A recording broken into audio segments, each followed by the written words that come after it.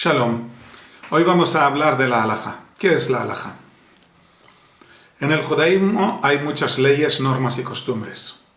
La halajá es el compendio de las leyes y normas que deben tenerse en cuenta y cumplir el judío para no perder el ámbito nacional que lo define como tal.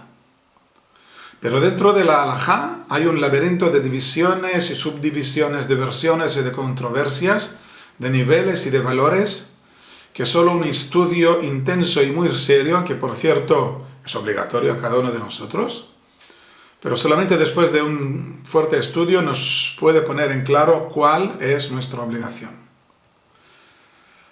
Cuando Moshe Rabenu subió al monte Sinaí para recibir la Torá de manos del Creador, se estuvo allí durante 40 días y 40 noches, durante las cuales el Creador le dio explicaciones sobre todas y cada una de las leyes de la Torá.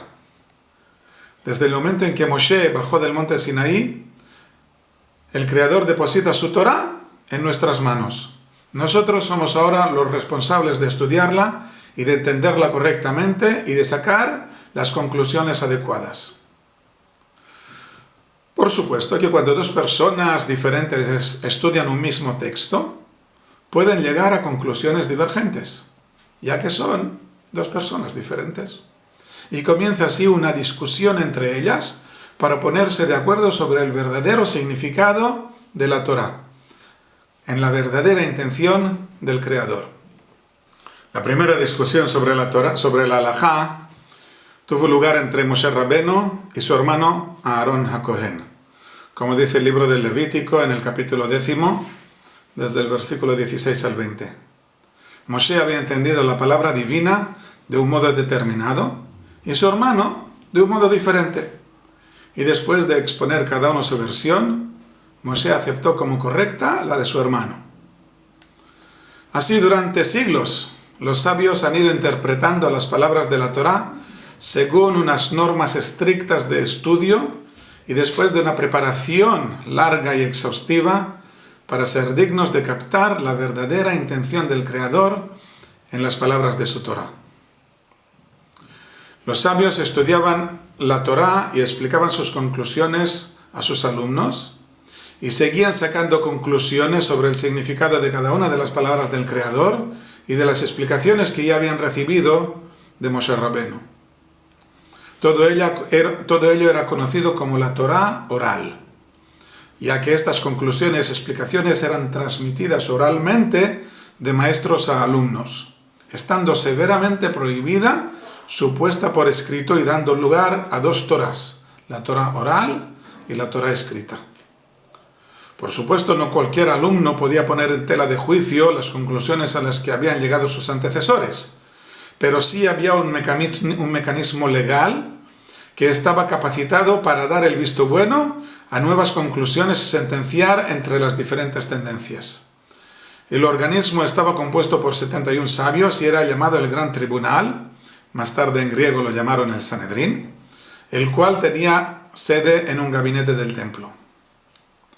Cada vez que aparecía una idea nueva, una nueva conclusión sobre el modo de comportarse, tanto si aparecía en el Sanedrín como en cualquier otro lugar del mundo, era llevado ante el Gran Tribunal, donde se decidía si tenía valor o no, si podía aceptarse como norma de conducta diaria a nivel nacional, o solo como conducta extraordinaria, o si quedaba completamente descartada.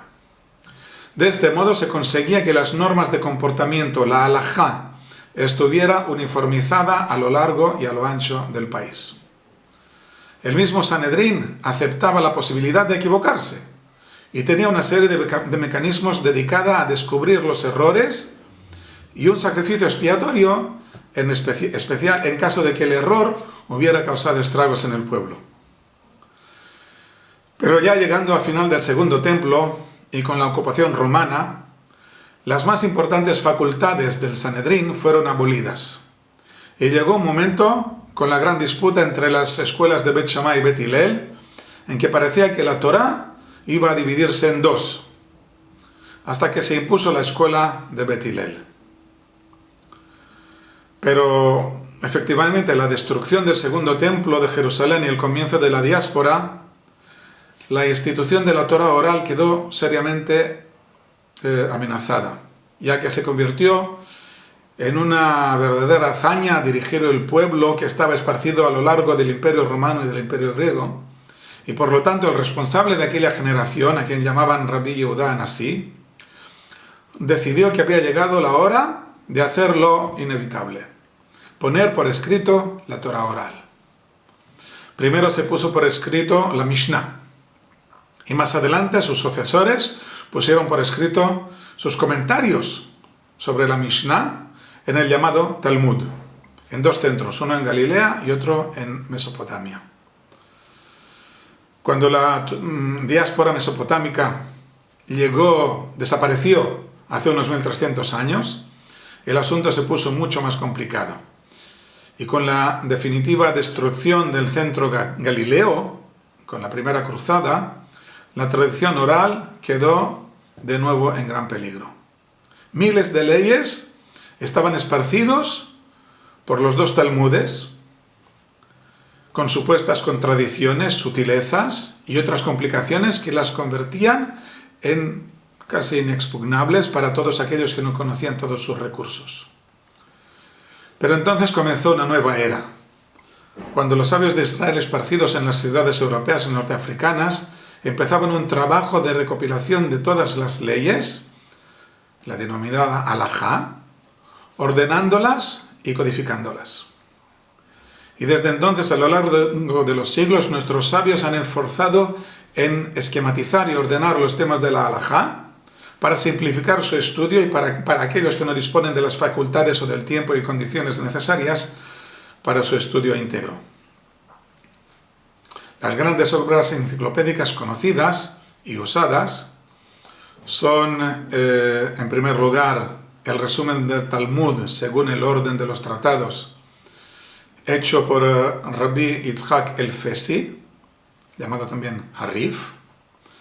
El segundo es la enciclopedia de Mishneh Torah o Yad Hazaká, con todas las leyes del Talmud, ordenadas sistemáticamente por Rabbi Moshe ben Maimónides, o Rambam.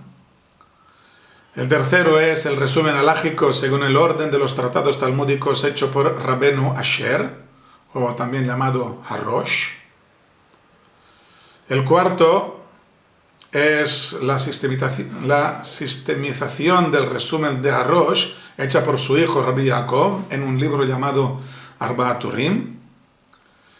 Y la quinta es la gran compilación del Shulchan Aruch, basada en el libro anterior de Arbaat Urim, hecha por Rabbi Yosef Karo, el cual comparaba las deducciones de Harif con las de Harosh y las de Maimónides, y que fue completada con las observaciones de Rabbi Moshe Isserlez en el libro Mapat HaShulchan. Todas estas compilaciones iban evolucionando la halajá, completándose y modelándose según los nuevos retos que iban apareciendo en la diáspora. Pero los rabinos deben confrontarse ahora con todos los textos antes de poder llegar a las conclusiones de cada uno de los problemas que van surgiendo diariamente en las comunidades judías en que vivían. Y no todo el mundo está al mismo nivel. Por lo tanto, ya se había puesto en marcha un sistema de correspondencia entre los rabinos menos entrenados o menos capaces, que ejercían en sus diversas comunidades, y aquellos que eran reconocidos por su generación como grandes eruditos y que eran capaces de contestar las preguntas más enrevesadas o en deducir en un caso nuevo entre diferentes tendencias halágicas, presentando una nueva halajá regenerada. Este sistema se puso muy de moda en la Edad Media, dando lugar a las responsa, o sea, la correspondencia de preguntas y respuestas que tenía lugar entre los grandes eruditos de la Torá y los rabinos de sus generaciones. Sistema que estuvo en la práctica hasta principios del siglo XX y que aún hoy puede darse. Pero en las últimas generaciones se ha dado lugar a otros dos fenómenos.